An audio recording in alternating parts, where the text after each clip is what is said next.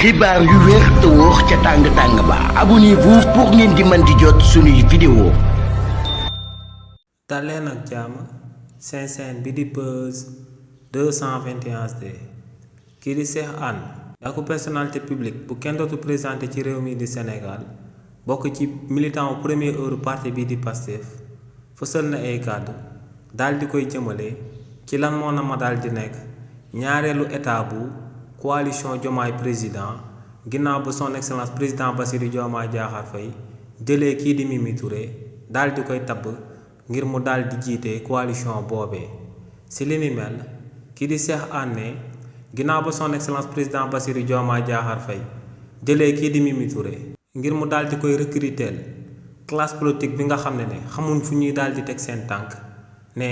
ginnaaw ba mu amee collection boobee ba koy waaj a pare ne kii di Mimi Touré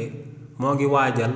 ñaareelu étape bi nga xam ne si la na ma daal di samp coalition bi ñu dippee Diomaye président ne kii di Mimi Touré lu muy bëgg a amal moom mooy li nga xam ne moom la premier ministre bii di Ousmane Sonko amaloon ba noppi te moom mooy jéem a roy ci terrain meeting bi nga xam ne moom la premier ministre bii di Ousmane Sonko amaloon ci réewu Sénégal